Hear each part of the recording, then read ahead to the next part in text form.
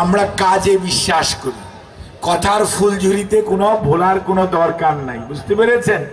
এবং বাংলাদেশ জাতীয়তাবাদী দল সব সময় কাজে বিশ্বাস করে। এই যে আপনাদের মুক্তিযোদ্ধা, এই মুক্তিযোদ্ধা ভদ্রলোক যখন ৭১ সনে যুদ্ধ করতে গিয়েছিল তখন সেই যুদ্ধের আহ্বান করেছিলেন শহীদ রাষ্ট্রপতি জিয়াউর রহমান বীর উত্তম, যিনি বিএনপির প্রতিষ্ঠাতা। এবং উনি আহ্বান করে বসেছিলেন না, উনিও ওনাদের সাথে অস্ত্র হাতে যুদ্ধ করেছেন এবং হানাদার বাহিনীকে সরিয়ে দিয়ে বাংলাদেশ আজকে হয়েছে। ঠিক একইভাবে বেগম খালেদা জিয়া, উনার সহধর্মিণী, ৩ বারের সাবেক প্রধানমন্ত্রী, এই যে মেয়েরা স্কুলে যায়, মেয়েদের স্কুলের বেতন লাগে না, এটার কিন্তু শুরু করেছেন বেগম খালেদা জিয়া। এবং বাচ্চারা স্কুলে যাওয়ার পরে এই যে বাচ্চাদের জন্য যে খাবার দেওয়া হয়, যে স্কুলে তোমার বাচ্চা যদি যায় তার পরিবর্তে তোমাকে খাবার দেওয়া হবে, এই প্রোগ্রাম, এই কর্মসূচি এই দেশে শুরু করেছেন বেগম খালেদা জিয়া।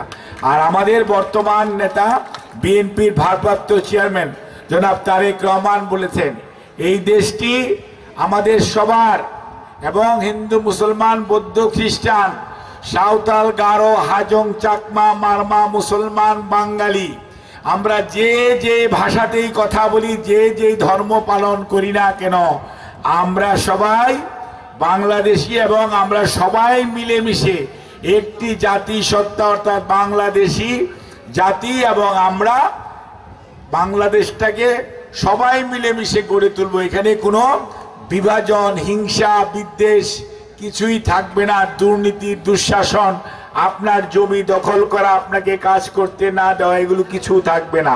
সবাই মিলেমিশে কাজ করবে। এটার নেতৃত্ব দিচ্ছেন আমাদের নেতা জনাব তারেক রহমান।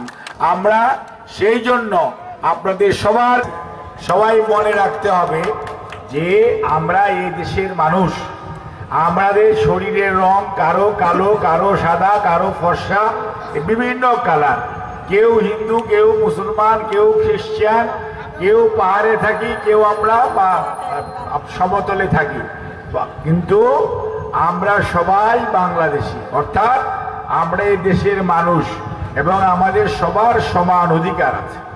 সেই জন্য কেউ কাউকে দুর্বল ভাববেন না, কেউ কাউকে সবল ভাবার কোনো কারণ নাই।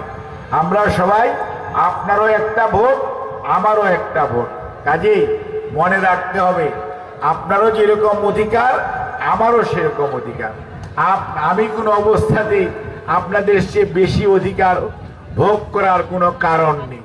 কাজেই নিজেদেরকে সব সময় আপনারা সবল ভাববেন, কখনোই নিজেদেরকে দুর্বল ভাবার কোনো কারণ নাই।